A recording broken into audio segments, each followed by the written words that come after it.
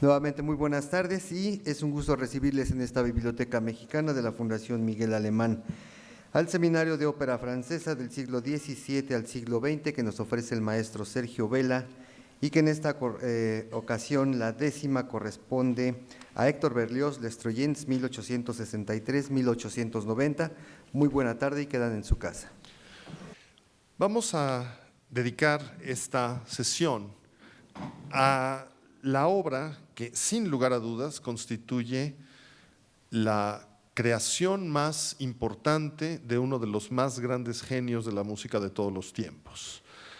Les Troyens de Berlioz, que no es Las Troyanas, no es Les Troyens, sino Les Troyens. No sé por qué en algunas ocasiones es traducida como Las Troyanas, es Los Troyanos. Es una partitura absolutamente desmesurada, ambiciosa, riquísima en contenido, una proliferación de ideas musicales como no encontramos parangón en el resto del catálogo peculiarísimo de Héctor Berlioz.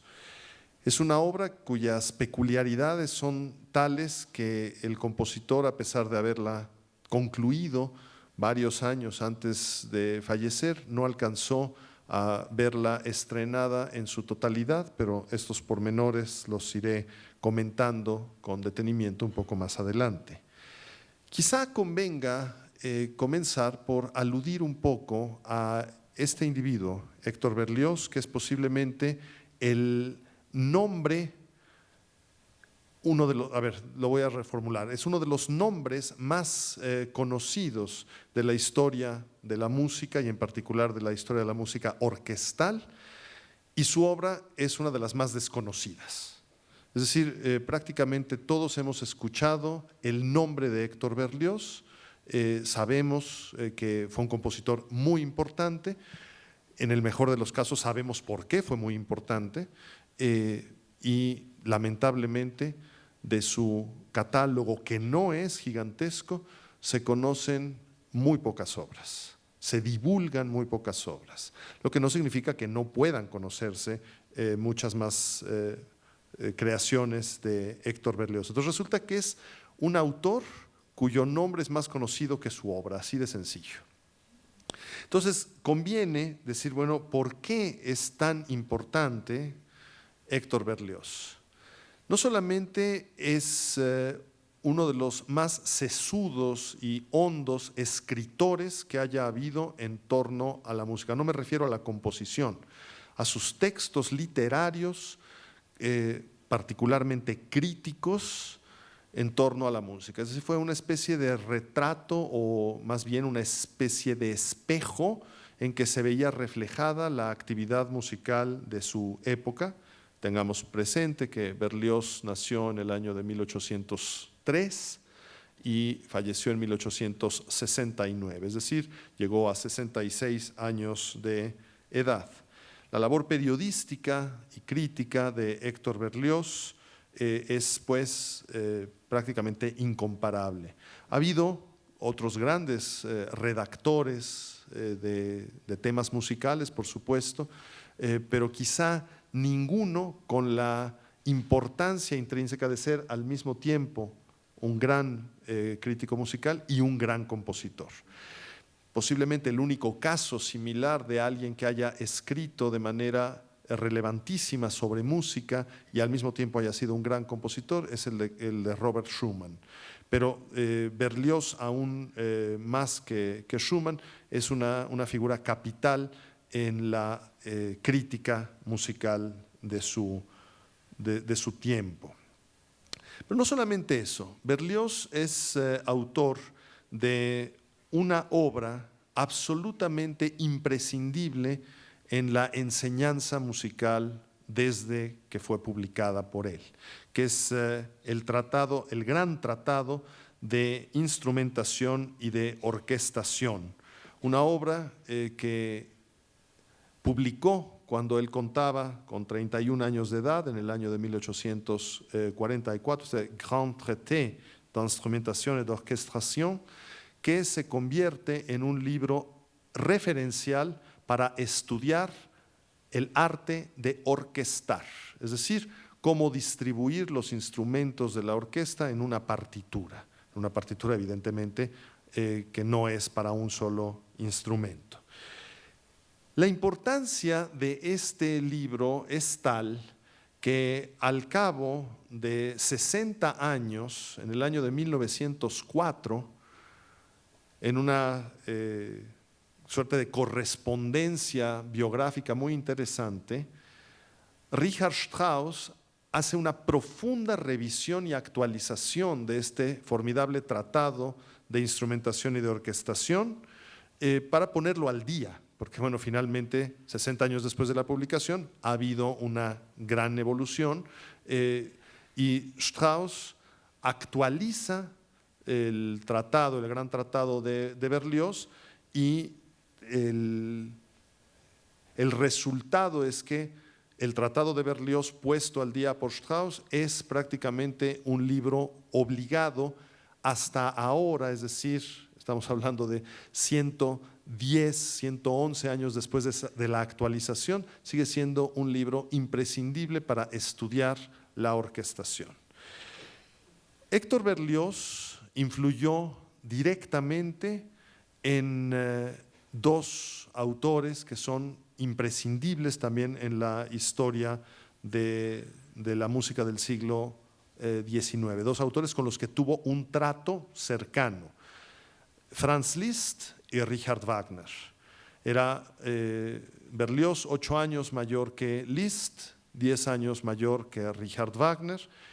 Wagner, con su característica arrogancia, en algún momento le escribió a Liszt, creo que esto ya se los he comentado, una de sus desplantes característicos, que le dijo: en realidad solamente hay 3 personas que entiendan la música de nuestro tiempo, Berlioz, tú y yo.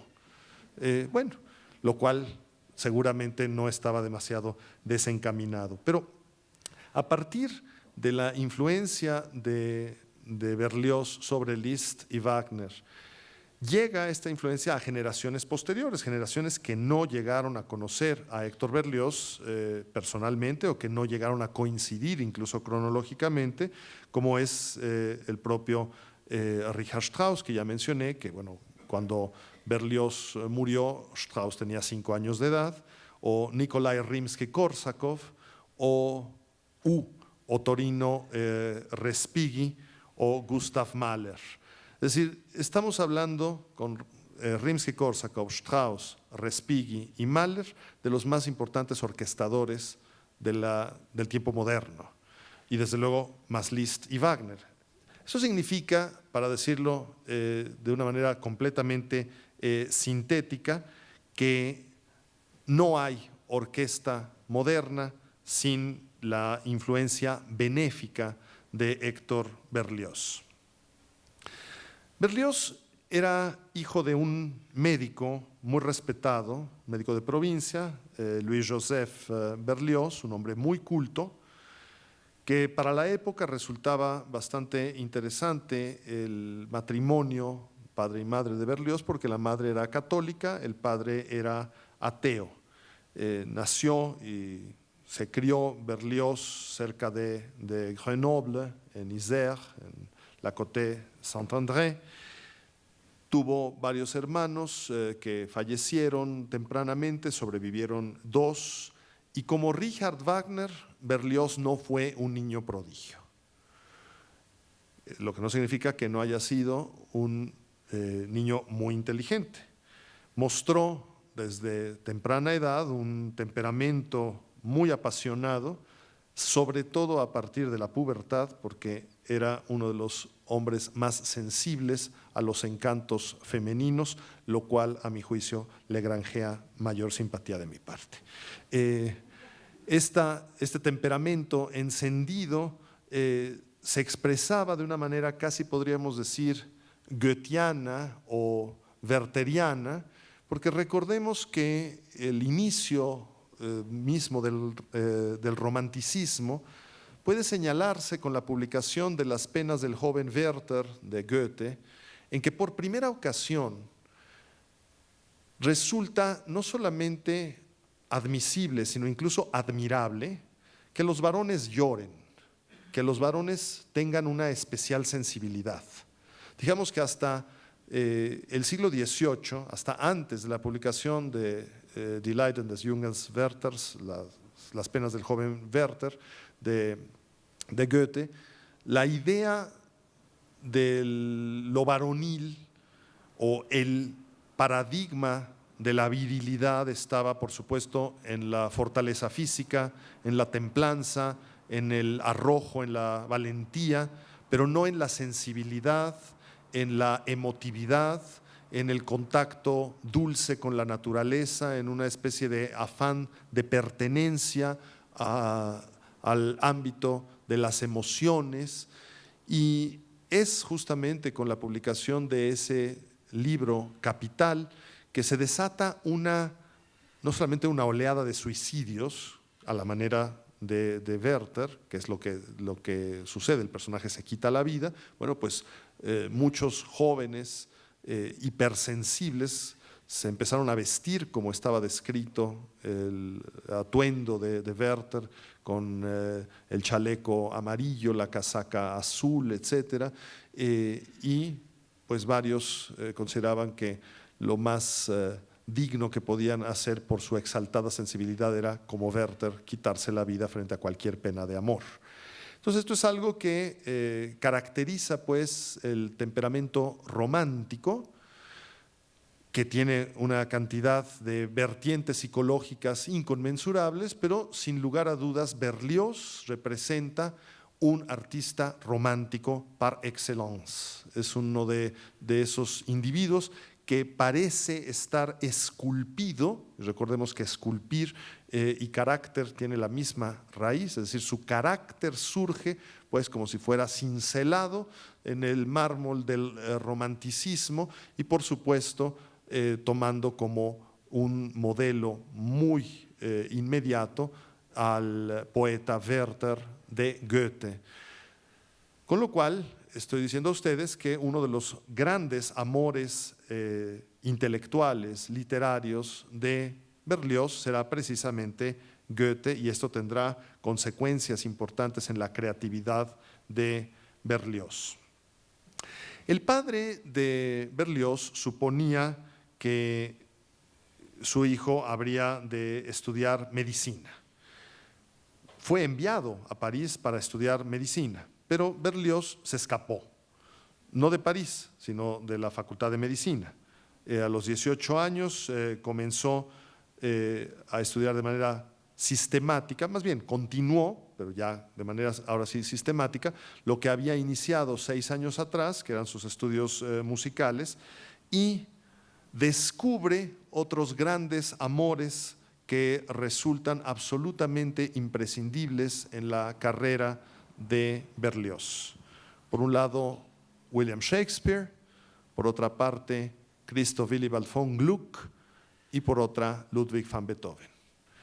Es decir, si tenemos que hacer una especie de radiografía psicológica, estética de Berlioz, a mi juicio quedaría sintetizada justamente en el amor a Shakespeare y Goethe por lo que concierne a las letras y a Beethoven y Gluck por lo que concierne a la música.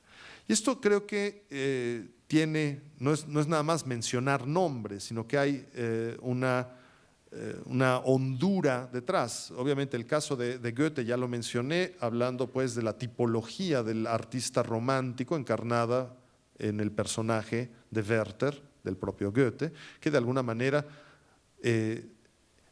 se convierte en el transcurso del tiempo en el propio Héctor Berlioz, un temperamento completamente hipersensible, exaltado, emotivo, sensible a la naturaleza, sensible a la feminidad, etcétera. Pero es un poco más complejo quizá explicar esos otros amores, Beethoven, Gluck y Shakespeare. Comencemos por Beethoven. Sin lugar a dudas, Ludwig van Beethoven es un compositor que marca una transición. Él, al igual que Goethe en la música, vive más tiempo, perdón, Goethe en las letras, vive más tiempo en el siglo XVIII que en el siglo XIX. Beethoven pasó 30 años de su vida en el siglo XVIII y 27 de su vida en el siglo XIX. Pero casi todos asociamos a Beethoven con el siglo XIX, porque su temperamento no corresponde con las formas antiguas, con l'Ancien Régime, que la Revolución Francesa derrumba. A diferencia de Beethoven, las formas de trato social, de urbanidad de Goethe eran completamente apegadas al siglo XIX. Esto hizo que Goethe y Beethoven prácticamente no pudieran entenderse. Beethoven no es el primer compositor que hoy llamaríamos independiente, o, para usar un término un poco más manido en nuestro México contemporáneo, no es el primer compositor freelance. Ese fue Mozart. Es decir, compositores que ya no están asalariados o no están trabajando de manera permanente para alguien. Pero Mozart lo fue más por cuestiones circunstanciales, porque acabó peleado con el príncipe arzobispo Jerónimo Colloredo, supo ejercer su libertad, pero Beethoven es el primero que decide quitarse la peluca, dejarse el pantalón largo, desgreñarse, y entonces el temperamento hosco, poco terso de Ludwig van Beethoven, por supuesto agravado por su creciente sordera desde comienzos del siglo XIX, a los 30 y pocos años de edad, que le provocaba un terrible dolor de toda índole, hace de Beethoven una especie de paradigma del artista romántico, cuando en realidad él es el artista que está en la bisagra musical, porque las primeras obras de Beethoven, pensemos los primeros cuartetos, las primeras sonatas, las primeras sinfonías, primera, segunda sinfonía, o los primeros 2 conciertos para piano, son obras claramente arraigadas en la tradición del XVIII, pero cuando llegamos a una sinfonía como la Sinfonía Heroica, o a los cuartetos intermedios, los cuartetos Razumovsky, los Opus 59, o las sonatas de la época intermedia, y todo lo que hace ya entrado el siglo XIX, es absolutamente prometeico, una especie de temperamento también encendido, libertario, fraternal, idealista, intemperante, etc. Entonces, de algún modo, el antecedente directo en la música de la conducta de Héctor Berlioz es Ludwig van Beethoven, cuyas sinfonías tercera, quinta y novena marcan claramente un antes y un después. A ver, no son en forma alguna desdeñables las otras sinfonías, incluso a mi juicio la séptima, por ejemplo, es aún una partitura más lograda, una partitura perfecta. La cuarta sinfonía, la sexta, tiene todo el antecedente del poema sinfónico, el pensamiento de música representativa, es decir, música programática, que tiene una idea extra musical que ha de reflejar en la sonoridad. No son en forma alguna pues desdeñables otras sinfonías, pero sin duda las sinfonías tercera, la Heroica, la famosísima Do menor, que es la quinta, y la Re menor, que es la novena, la famosa sinfonía coral, pues son sinfonías que sí marcan un cambio psicológico en ese momento radical, y además revolucionario, marcan un corte, resultan inicialmente incomprensibles, aunque entusiasmantes. Entonces, el temperamento de Beethoven y el temperamento de Berlioz parecen corresponderse hasta cierto punto. Berlioz no llega a conocer a Beethoven, a pesar de que por cronología hubiera sido posible en un viaje a Viena, un joven Berlioz conociera a un maduro Beethoven, pero esto no ocurrió. Es interesante, por otra parte, saber qué es lo que halla Héctor Berlioz en Gluck, compositor que en el seno de este seminario hemos estado comentando semanas atrás, a raíz de pues, la llegada de Gluck a Francia para renovar la ópera francesa después de Jean-Philippe Rameau. Y hemos hablado in extenso del gran sentido dramático de Christoph Willibald von Gluck, su austeridad también para refrenar el discurso musical, manteniéndolo controlado siempre con un propósito dramático, que la música sirva al drama. Entonces esto, y por supuesto el equilibrio de la sonoridad clásica, es lo que más atrae a Héctor Berlioz, la teatralidad, la función dramática de la música de Gluck.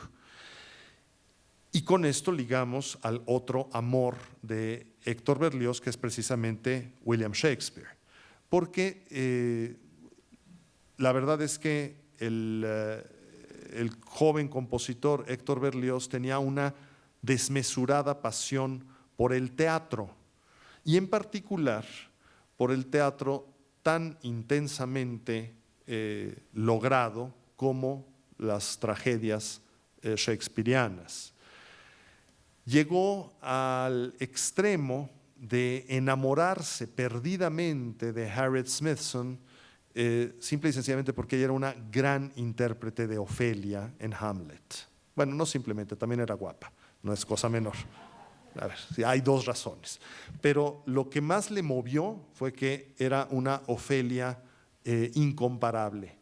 Y fue tal la devoción de Berlioz por este personaje que él idealiza, porque en realidad quizá más que enamorarse de Harriet se enamora de Ofelia misma, que pues el matrimonio, porque se casaron, no fue particularmente exitoso. Pero bueno, eso es, digamos, otro momento de la vida de Héctor Berlioz. Berlioz riñe joven con Luigi Cherubini.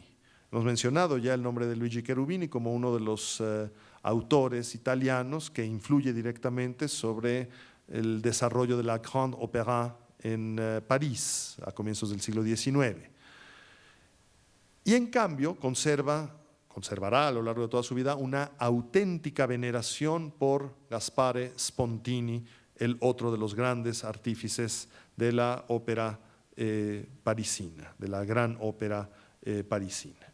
Bueno, ciertamente Berlioz abandona por completo los estudios de medicina y decide competir varias veces por el famoso y lamentablemente hoy extinto Gran Premio de Roma. Conviene hacer una pequeña digresión. ¿Qué es esto del Premio de Roma? Bueno, Luis XIV, con la especial sensibilidad que tenía hacia las distintas expresiones artísticas, Luis XIV decide otorgar un premio, un estipendio de varios años a aquellos artistas que venzan en un concurso, de tal manera que pudieran estos artistas desplazarse y ser alojados a expensas de la corona, es decir, de Luis XIV, en el Palacio Mantini en Roma, con una estadía no menor de 3 años en Roma, con todo pagado, para que pudieran los artistas impregnarse de la belleza de Italia, desarrollar el gusto, sofisticarlo, refinarlo, etcétera, etcétera. Digamos, por lo menos 3 años, pero si no es que hasta 5 años a costa del rey. Esto comienza con artistas visuales, pensando que la belleza plástica, la belleza de todas las obras que tienen un soporte físico en Italia, pues son prácticamente incomparables, pero a partir del año 1720 se añade también dentro del rubro de artistas o de disciplinas premiables la arquitectura, y a partir de 1803, justamente cuando Berlioz nace, la música.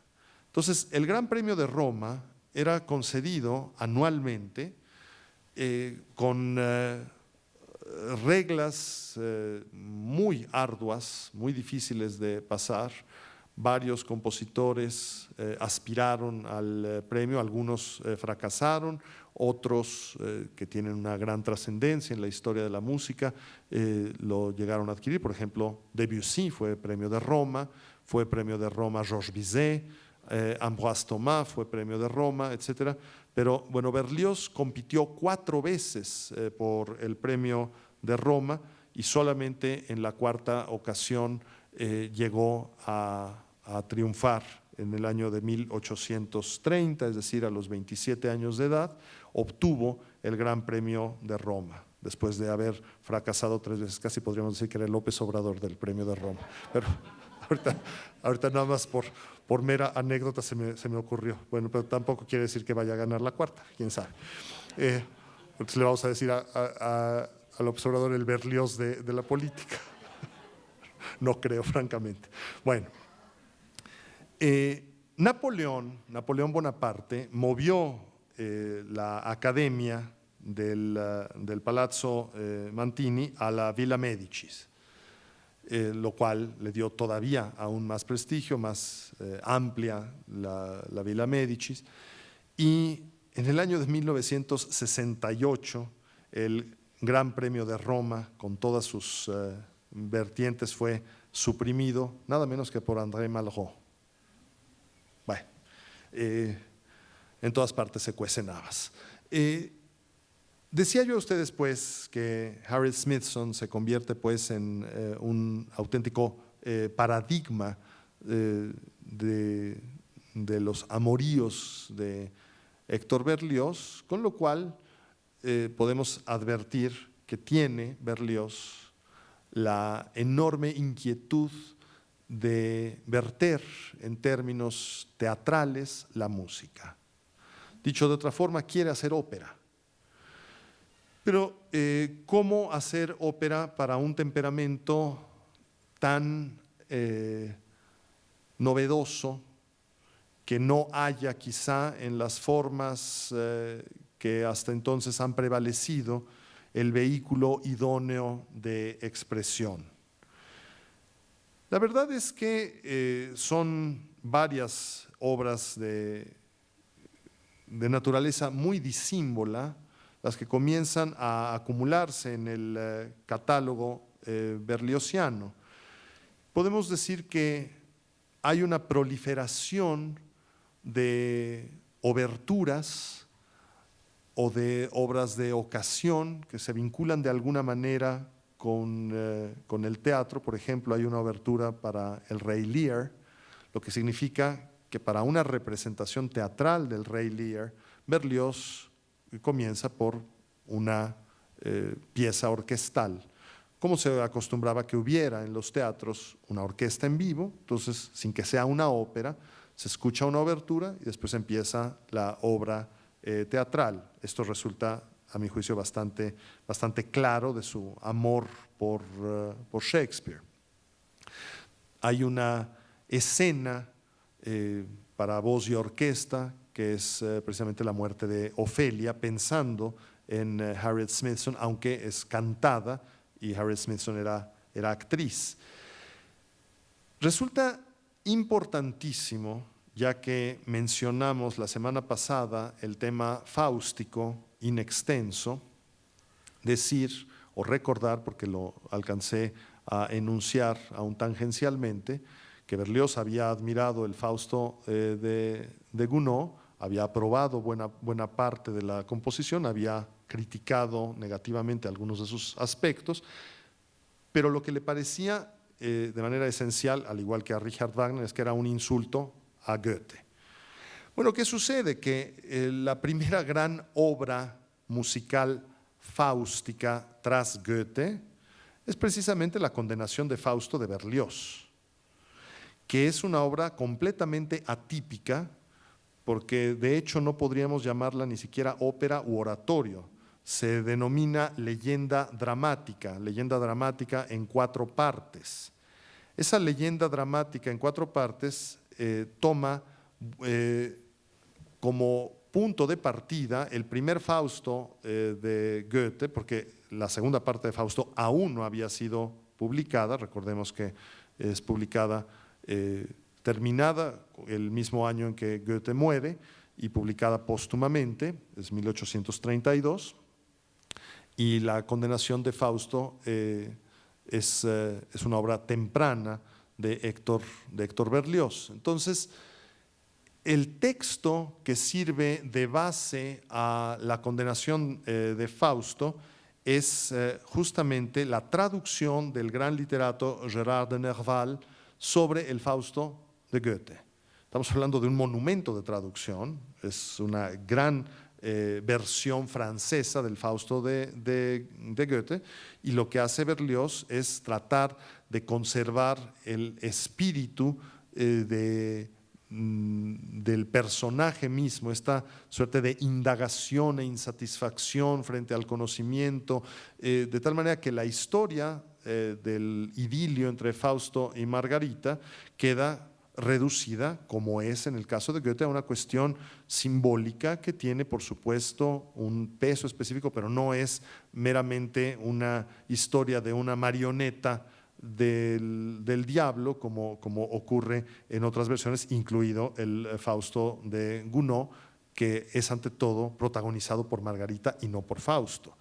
A diferencia del Fausto de Goethe, del primer Fausto de Goethe, en la condenación de Fausto, como bien se muestra en el título, o desde el título, Fausto es condenado. Margarita es salvada, pero Fausto es condenado. Sin lugar a dudas, la obra que representa a Héctor Berlioz para la posteridad es la llamada Sinfonía Fantástica. Una obra compuesta tempranamente, data del año de 1830, es decir, tiene 27 años Héctor Berlioz cuando compone la Sinfonía Fantástica, y que sí marca un antes y un después en la historia de la música orquestal. ¿Por qué? Bueno, Ludwig van Beethoven, con la sexta sinfonía, la llamada Sinfonía Pastoral, añade subtítulos a los movimientos, de tal manera que cada movimiento tiene un carácter determinado relacionado con la naturaleza.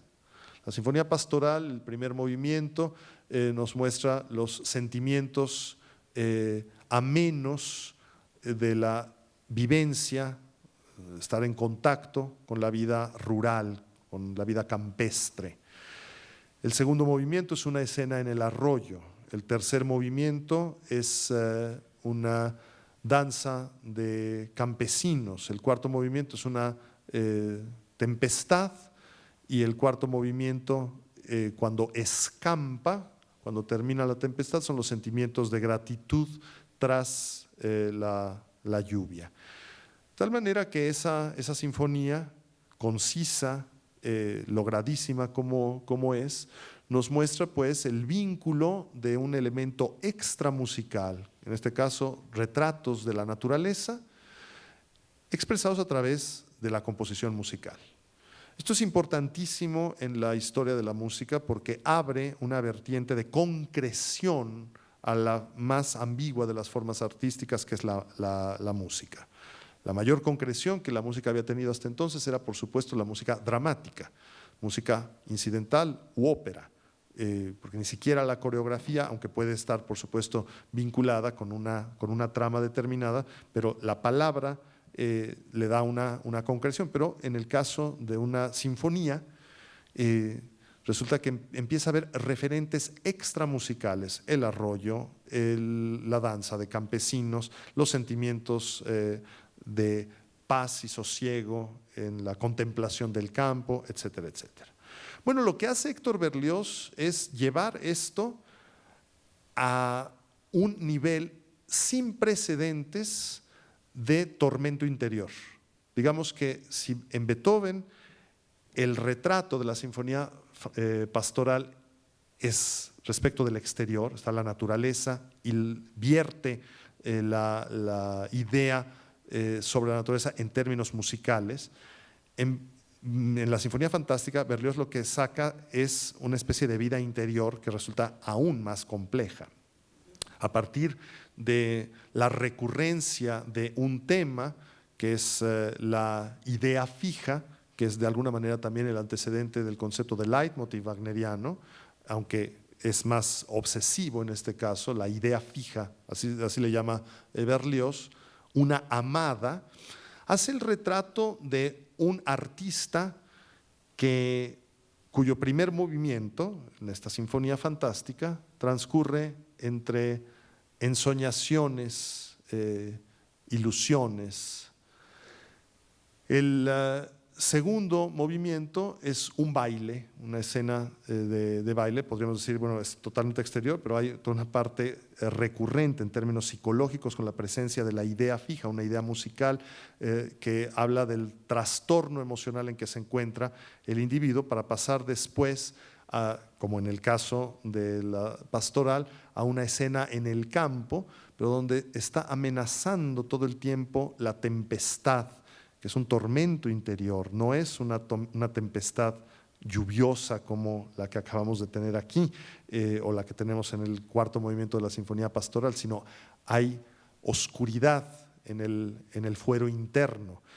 Y claro, esto nos muestra el exceso en los últimos dos movimientos, porque el cuarto movimiento es una marcha al cadalso, una marcha al patíbulo, porque el artista enamorado ha asesinado a su amada. Entonces es una especie de danza macabra, una marcha macabra, para ir pasando al patíbulo hasta que cae la cuchilla de la guillotina, un golpe orquestal brutal, y desemboca esto en el quinto movimiento, que es una noche de brujas, un aquelarre, una noche de Sabbat, como se le denomina la aquelarre, que no tiene nada que ver con el Shabbat, aunque se parezca la sonoridad. Es un aquelarre que alterna la música más grotesca imaginable con la presencia reiterada de la más terrible de las oraciones, el día de la ira, de la misa gregoriana de Requiem, con el tema característico del dies irae, dies illa, que se va alternando pues para darnos la idea de que este individuo que ha pasado de las ensoñaciones al baile frenético, a una escena de campo que es perturbada por un tormento interior, a la marcha al cadalso y en última instancia este aquelarre en que se va alternando con el tema del requiem gregoriano, pues no es más que un sueño de opio. Es un delirio de un opiómano. Y eso es lo que sucede con la Sinfonía Fantástica, con Héctor Berlioz, que fumando opio tiene estos delirios. Desde luego fumando opio no compuso, porque eso sería absolutamente imposible, pero llegó a retratar de una manera absolutamente admirable todos estos tormentos y demonios interiores. Unos años después de la Sinfonía Fantástica, 4 apenas, Paganini, otro de los grandes paradigmas del artista romántico, a quien se atribuía incluso tener algún pacto con el diablo, fáustico, le encarga a Berlioz un concierto, no para violín, sino para viola. Y Berlioz escribe Aroldo en Italia, basado en Lord Byron, lo cual es interesantísimo porque Childe Harold es un gran poema de Lord Byron. Otra vez, el vínculo con la literatura. Paganini nunca quedó del todo satisfecho con Aroldo en Italia porque le parecía que le faltaba lucimiento. Escribe una extraordinaria sinfonía complejísima con una estructura absolutamente atípica, sinfonía vocal y coral, sinfonía dramática, Romeo et Juliette, es decir, Romeo y Julieta, Shakespeare. Es decir, vuelve pues a sus amores teatrales. Esta es una obra de 1839 y después la gran sinfonía fúnebre y triunfal. Para entonces Berlioz, independientemente del experimento de la leyenda teatral, La condenación de Fausto, ha escrito una ópera llamada Benvenuto Cellini, que está basada en las memorias de otro personaje completamente exaltado, que fue el gran escultor y orfebre del Renacimiento, Benvenuto Cellini, cuyo famosísimo Perseo está en Florencia. Bueno, la ópera fue un estrepitoso fracaso. Había intentado hacer Héctor Berlioz una obra, Le Francs Juges, los jueces francos, que quedó en estado fragmentario. También dejó inconclusa La Non Sanglante, la monja sangrante, y en realidad sus dos siguientes óperas serán bastante tardías. Por una parte, la que hoy nos ocupa, Los Troyanos, y la última, Beatriz y Benedicto, que es su última partitura, que data del año de 1862. Además de esto, bueno, ya mencioné que hay una serie de oberturas como el Carnaval Romano, la obertura Rob Roy, que está basada en el relato de Sir Walter Scott, al igual que la obertura Waverley, basada en Sir Walter Scott. Tiene un capricho para violín y orquesta, un extraordinario oratorio que es La Infancia de Cristo, una de las músicas más sutiles, tersas, dulces de Héctor Berlioz, una misa solemne, un requiem formidable, gran misa de muertos y un extraordinario Te Deum, además de distintas canciones, obras vocales. Es decir, es un catálogo en el que no podemos advertir nada típico. Todo es absolutamente atípico, novedoso, radical, revolucionario, modifica las formas habituales, porque un individuo como Héctor Berlioz no puede ceñirse a las formas consabidas. Con toda esta introducción berlioziana, entremos a la prehistoria creativa de Los Troyanos, que es, como decía yo a ustedes, la más ambiciosa de las obras de Héctor Berlioz y seguramente la obra cúspide de todo su catálogo. Bueno, desde muy jovencito, casi diríamos desde niño, Berlioz conoce la Eneida de Virgilio. Y de hecho tenía una especial sensibilidad, Berlioz como chico de familia educada, en el colegio aprendía latín y tenía una especial sensibilidad hacia los hexámetros de Virgilio que lo conmovían extraordinariamente. Le parece que la historia tristísima de la reina Dido, la reina de Cartago, y el abandono que sufre la reina Dido a manos de Eneas o por causa de Eneas, es una de las historias más conmovedoras. Considero que la historia de Dido y Eneas es de alguna manera una extraordinaria bisagra, un puente de comunicación entre la cultura griega y la cultura romana. Recordemos a grandes rasgos, porque va a ser parte de la médula dramática de Los Troyanos, que los griegos asedian Troya. Ya en alguna ocasión hemos mencionado aquí que en realidad era un problema comercial, pero fue poéticamente muy bien disfrazado como el ultraje por haberle robado a Menelao, la esposa Paris, robado a Helena, que no era de Troya, era de Esparta, pero bueno, entonces acaba siendo de Troya por su propia aquiescencia, pero no hagamos demasiado de nuestro de la bella Helena. El caso es que entre los héroes que alcanzan a huir de la caída de Troya está Eneas, junto con su hijo Ascanio y varios otros troyanos, y se refugian en Cartago, es decir, en el norte de África, que había sido inicialmente colonia fenicia, pero para entonces era un reino independiente, y ahí el héroe, el príncipe troyano exiliado, Troya ha sido destruida, Eneas, ha de permanecer y se enamora de la reina Dido de Cartago. Sin embargo, tiene Eneas que cumplir con un mandato divino y debe abandonar a la reina Dido, porque Eneas debe llegar a la península itálica. Es Eneas el ancestro de quienes con el correr del tiempo son Rómulo y Remo, y Rómulo es el fundador de Roma.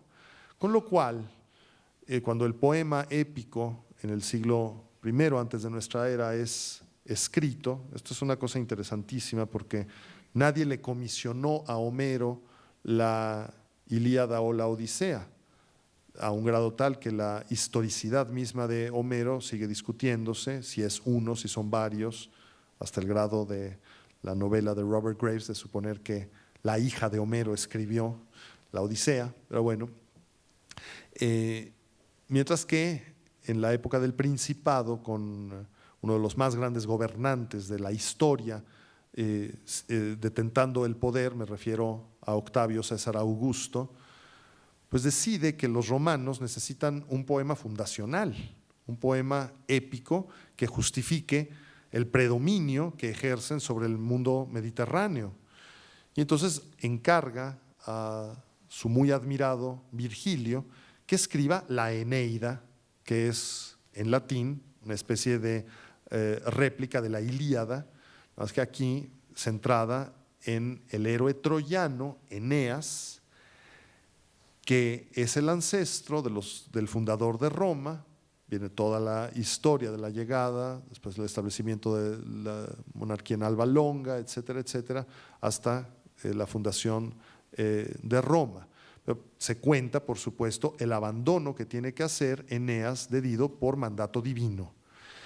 Y con esto, si nos damos cuenta, hay también una justificación muy sutil, indirecta, pero para quien sepa leerlo en esa época y también en la nuestra, resulta muy sólida, de la conquista de los romanos respecto de Grecia, porque para entonces Grecia ya no tiene una hegemonía política y resulta que los descendientes de los troyanos vencen a Grecia y convierten a Grecia en una colonia del Imperio Romano. Es justamente lo que ocurre en la época de la redacción de la Eneida. Bueno, entonces, estos son, digamos, antecedentes de la lectura berliosiana de la Eneida y no en balde, Berlioz se llamaba, como un héroe troyano, Héctor. Algo también tiene que ver su fascinación con el tema troyano, el hecho de que él lleve el nombre del más grande de los héroes troyanos, que por supuesto no es Paris, es Héctor.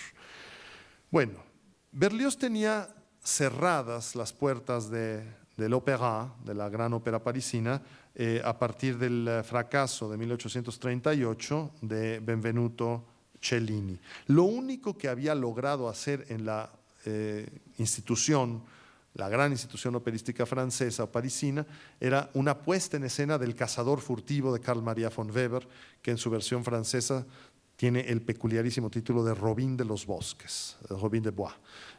Bueno, tenía, porque ya esa versión prácticamente es totalmente olvidada. Entonces, decide emprender la redacción de Los Troyanos, le toma poco más de 2 años y en mayo de 1856 a abril de 1858, es decir, Berlioz tiene para entonces 53, 54, 55 años de edad, es cuando compone Los Troyanos. Sus recuerdos virgilianos más tempranos se remontan a 40 años atrás. La redacción de la partitura está profusamente documentada porque uno de los más generosos y admirables compositores de todos los tiempos, a mi juicio, pues esos que merecen una gratitud eterna por lo que hizo, no solamente lo que hizo para la música y la propia música, sino lo que hizo por los demás. Me refiero a Franz Liszt. Liszt, sabiendo que Berlioz, por su propio temperamento, por sus posturas tajantes, por su falta de afán conciliador, sino más bien un intransigente que rompe con todos los parámetros. Se había cerrado muchas puertas, pero se percata Liszt de la importancia de lo que Berlioz tiene entre manos, y Berlioz, queriendo mucho a Liszt, teniendo una estupenda relación de amistad, recibe de Liszt una carta en que palabras más, palabras menos le dice: si no vienes a trabajar, ni vengas, no te quiero volver a ver. O sea, o te pones a trabajar en Los Troyanos o ni vengas. Es decir, le hace un chantaje emocional Liszt para obligarlo a que no se arredre frente a la desmesurada, colosal empresa que ha decidido asumir Héctor Berlioz con la redacción de Los Troyanos. La hermana de Berlioz, Adele, fue recipiendaria de muchas de las cartas o destinataria más bien de muchas de las cartas de Héctor Berlioz de esa época, al igual que la amante de Liszt, que era la princesa von Sayn-Wittgenstein, Caroline von Sayn-Wittgenstein, que tenía por Héctor Berlioz una gran simpatía inversamente proporcional a la antipatía que le tenía a Richard Wagner.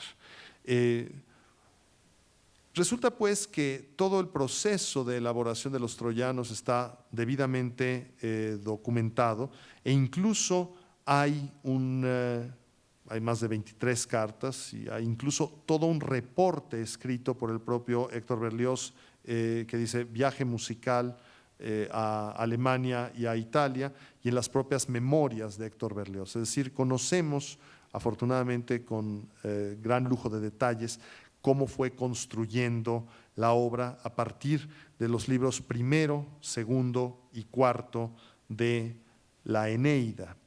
El propio Berlioz decía que había algunos versos de la Eneida que indefectiblemente lo hacían llorar. At regina graui iamdudum saucia cura, que significa la reina desde hacía algún tiempo sentía las graves heridas del amor. Es una sonoridad extraordinaria este At regina graui iamdudum saucia cura, que le parecía una síntesis poética extraordinaria.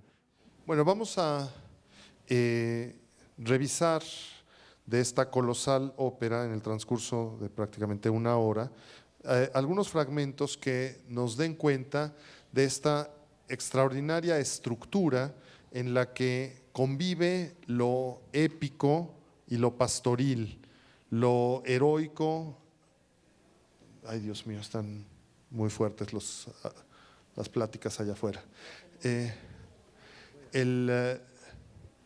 Decía lo épico y lo pastoril, lo heroico, lo amoroso, aquello que tiene la mayor fuerza en la orquestación y al mismo tiempo la mayor transparencia o nitidez. Algo que me parece realmente interesante es que hay un gran contraste entre Troya y Cartago. Aunque estamos hablando de una época en la que las civilizaciones podrían resultar próximas, hay en la sonoridad de los dos actos troyanos, los primeros dos actos, una suerte de austeridad, hay al mismo tiempo un ímpetu casi podríamos decir eléctrico, como si se tratara de la obra de un poseso. Hay una intensidad de veras electrizante, mientras que los actos cartagineses son especialmente notables por el sentido sensual, lírico, mucho más solar que lo que sucede en los actos troyanos.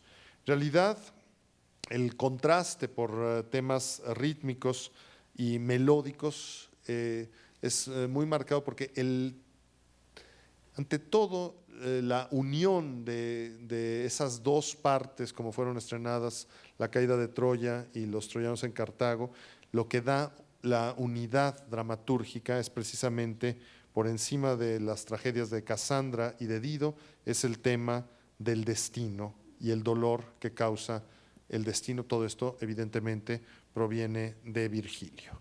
Bueno, vamos a poner, por favor, René, si es tan amable, ponga el número 1, que es el primer coro del pueblo troyano, que está siendo engañado porque piensa que los griegos se han replegado cuando lo único que han hecho ha sido preparar el caballo.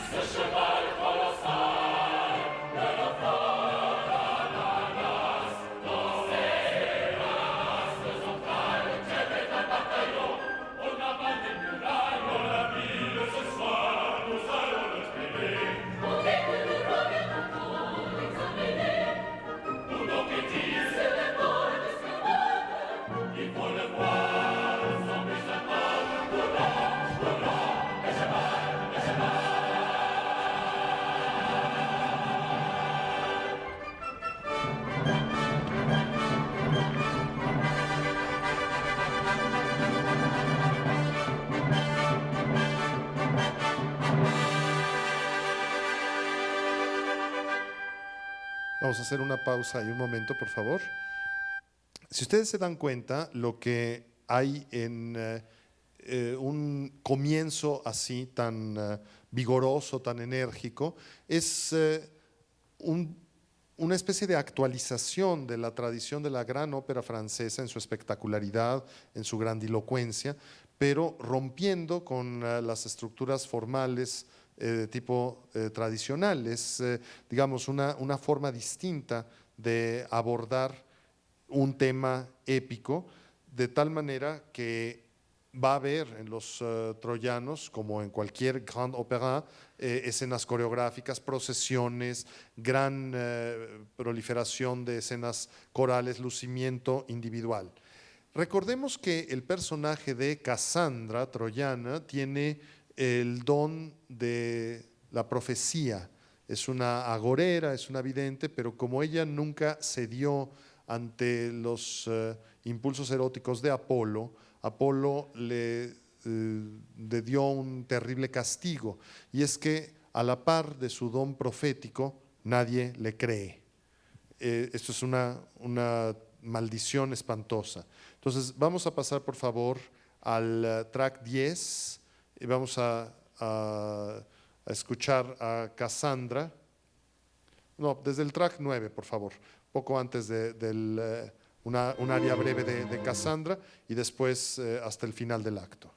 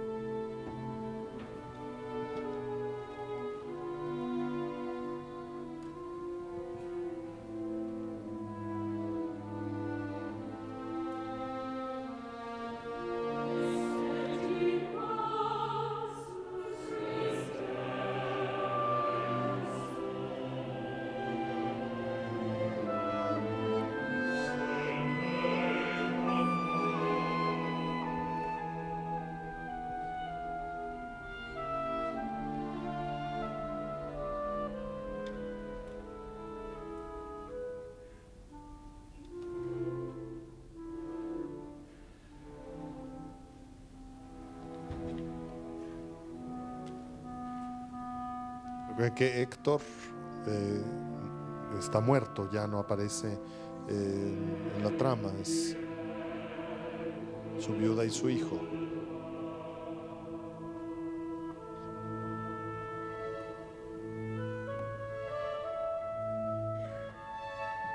Escuchen cómo puede contrastar con este solo las emociones, la concreción de algo tan dulce, casi camerístico.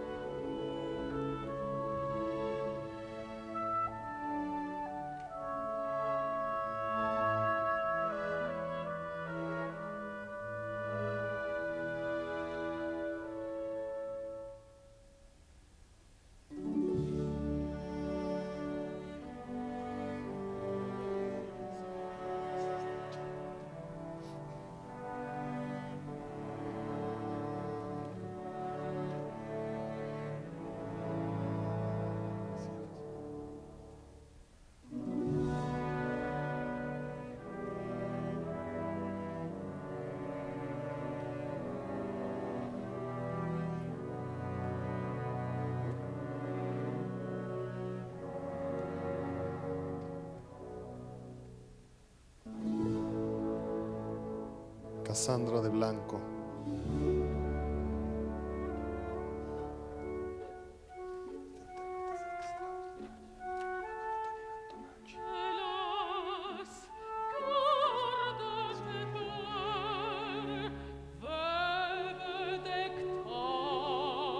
Súbale un poquitito, por favor, René, un poquito.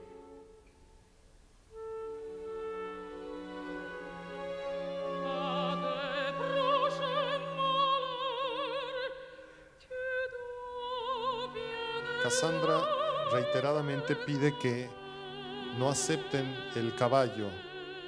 El caballo, piensan los troyanos, que es un tributo a Palas Atenea, que es la diosa protectora de los griegos. Los griegos se han ido.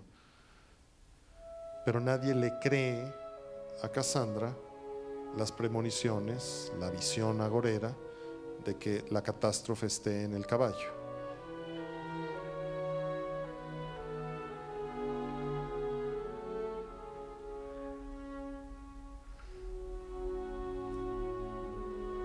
El sacerdote Lacoonte temía que el caballo fuera un estratagema, pero cuando quiso incitar a que se pueden apagar ese celular, se los agradeceré.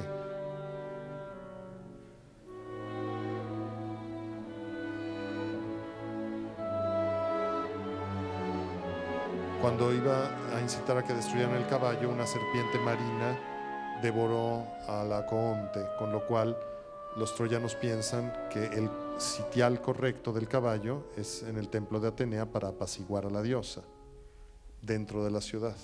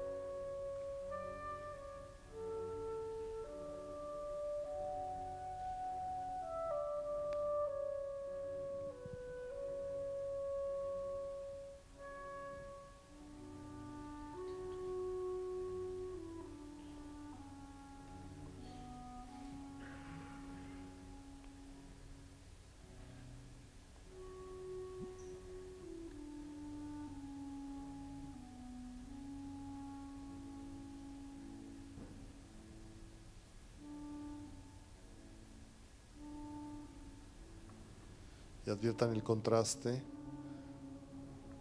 para la entrada del caballo, que es el final del acto.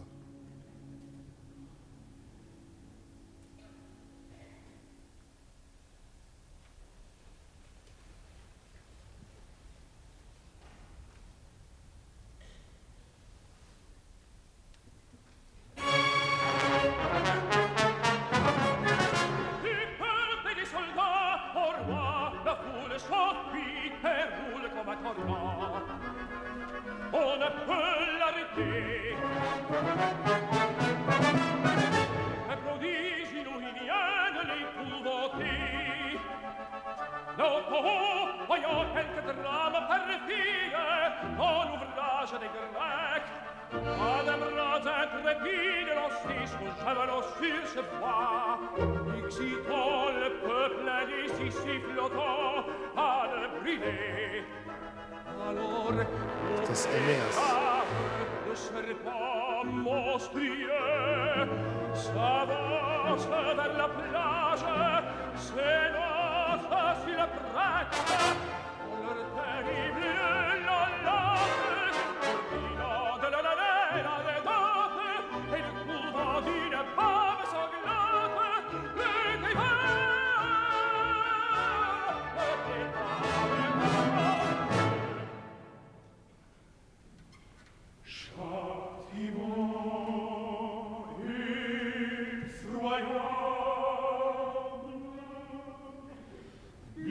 Misteriosa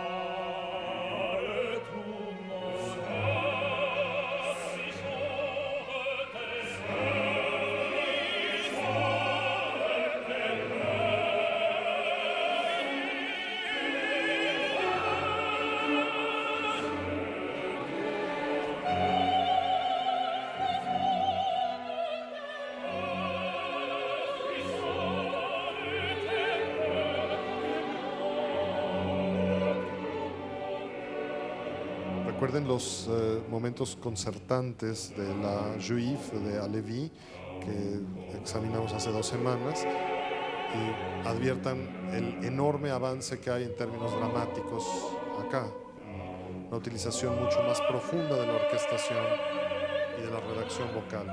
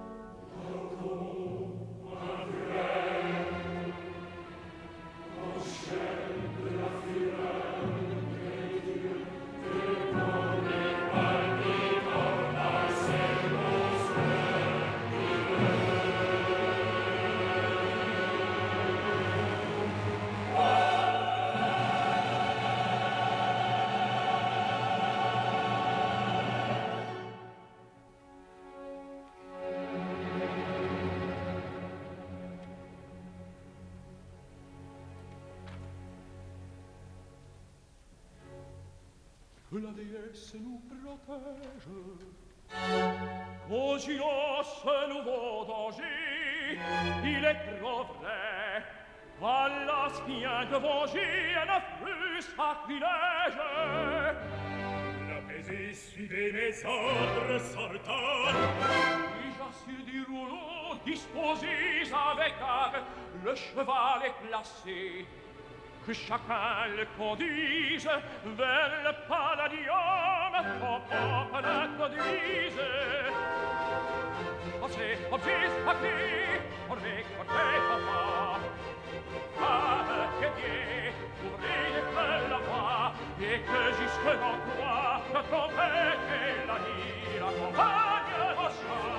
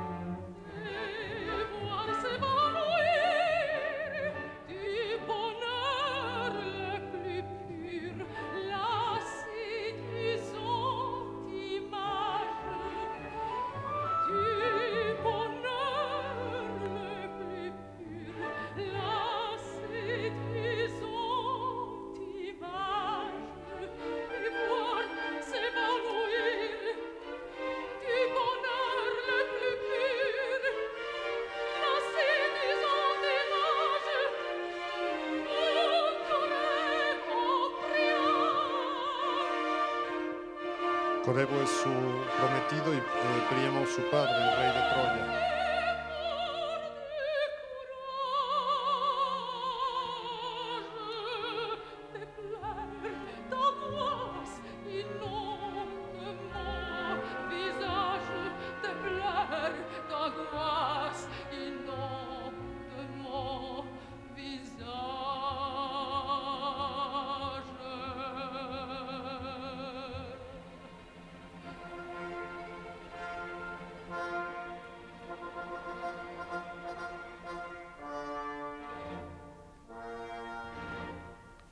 Escuchen toda esta música ceremonial, la preparación del cortejo.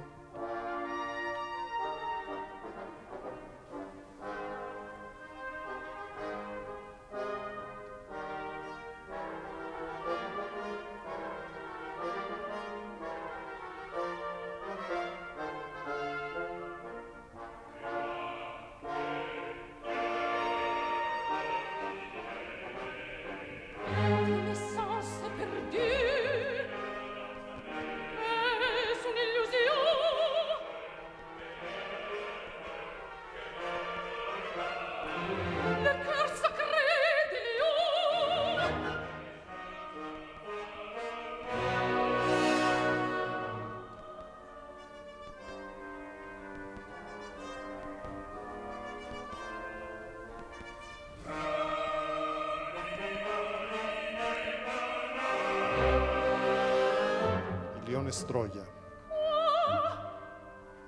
Déjà le cortège.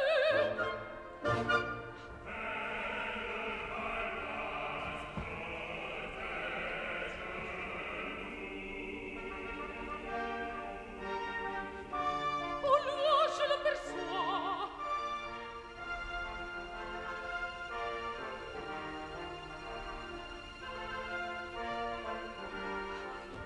L'ennemi vient.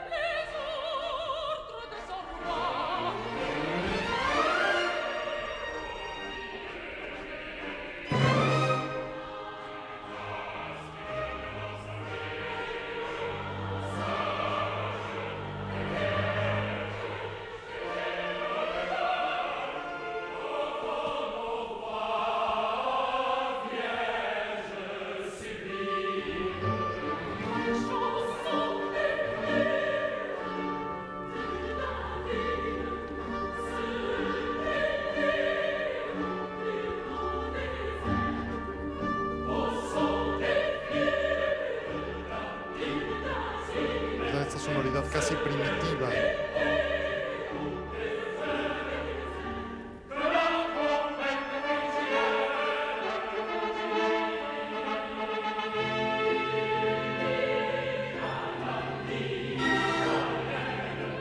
En todos los instrumentos que utiliza Berlioz como banda interna están tocando en escena.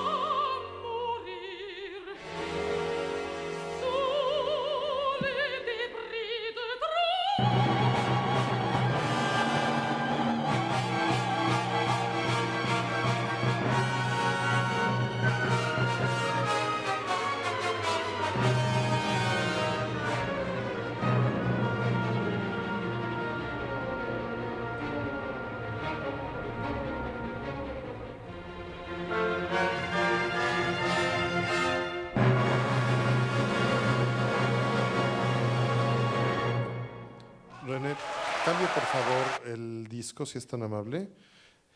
Evidentemente con una ópera de estas dimensiones sería muy difícil hacer un repaso representativo de cada uno de los actos. Necesitaríamos 2 sesiones por lo menos. Pero lo que quisiera yo mostrar a continuación es el extraordinario contraste entre esta sonoridad troyana y la sutileza, la sensualidad frente a la violencia, la austeridad, el primitivismo que hay en Troya, todo el refinamiento, la atmósfera completamente distinta que hay en Cartago. Vamos a dar un salto hasta el acto cuarto para mostrar 2 fragmentos, uno que es un fragmento coral y orquestal, que es la cacería real, y después el dueto de Dido y Eneas, en el que interviene después Mercurio, y después el desenlace de la obra. Ponga por favor, déjeme ver, espérame un segundo. A ver, pase al acto cuarto, por favor. Ponga capítulos, si es tan amable. Ponga, ahí es el número 29, por favor. Ese.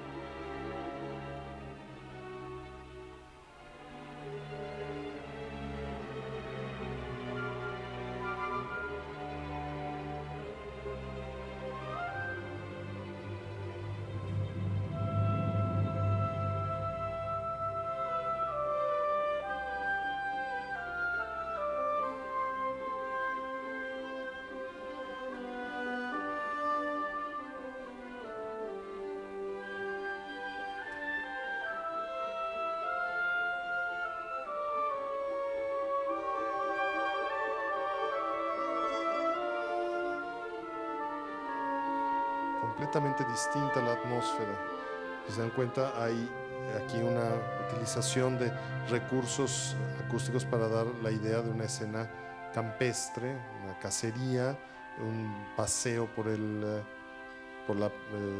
los bosques y la amenaza de la tempestad de la que tendrán que guarecerse Dido y Eneas.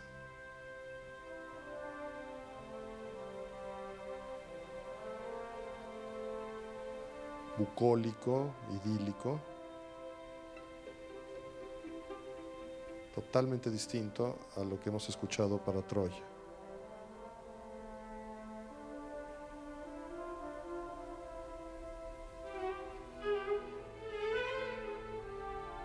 Vamos a tener que dar un salto adelante, 8 tracks por favor, o si quiere ponga capítulos y ponga el número. ¿Dónde se A ver.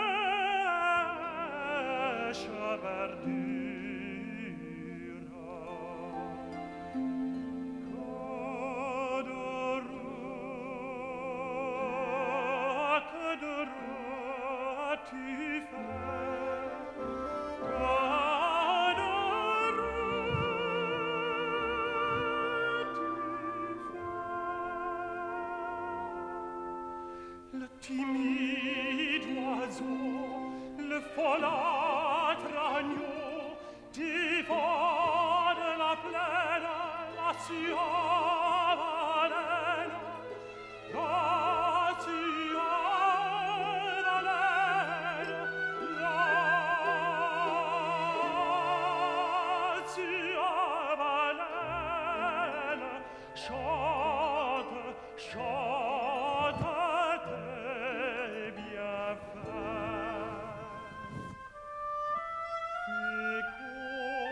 Féconde Sirens,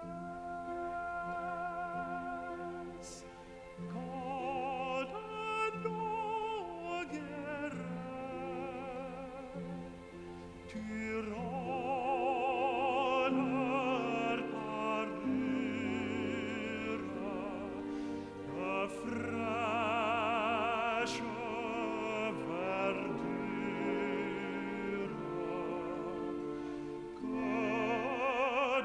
que de rues tu fais, que de rues tu fais, que de rues tu fais,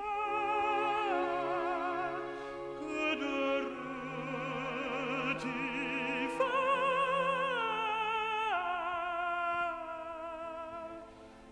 que de rues, que de rues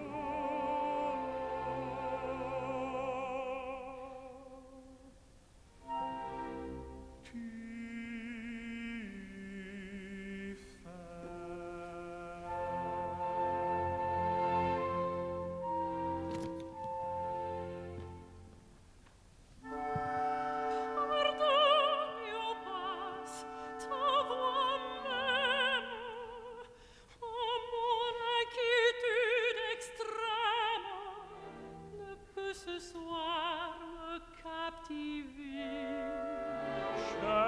Vamos a pasar, por favor, al último track, si es tan amable. Ponga menú, por favor, René.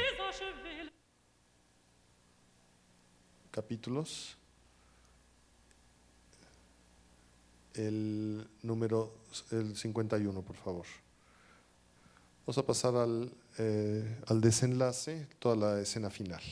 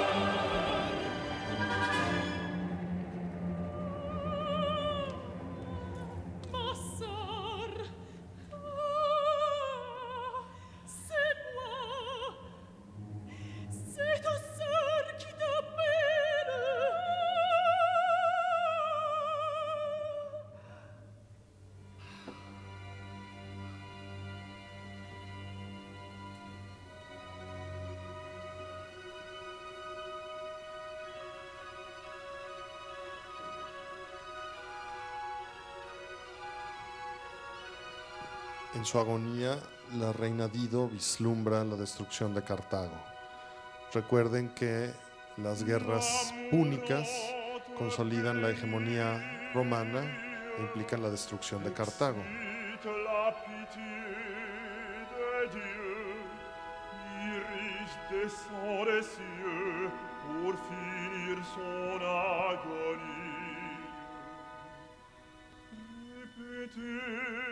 Avec moi la formule sacrée.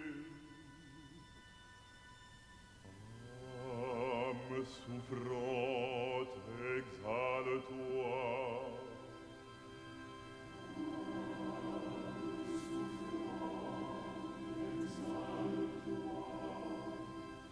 Au nom des dieux, de ton corps délivré.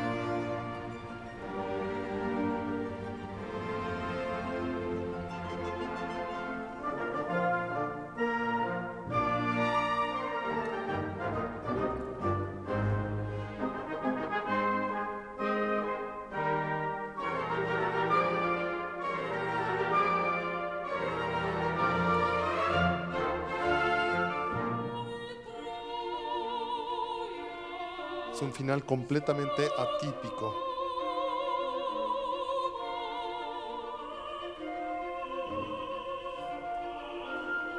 Troya fue, es Roma.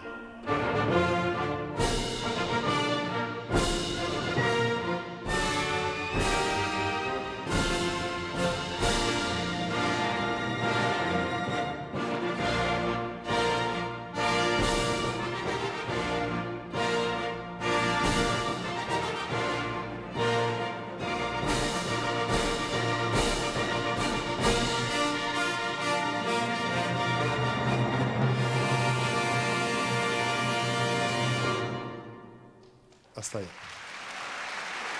Continuaremos la próxima semana.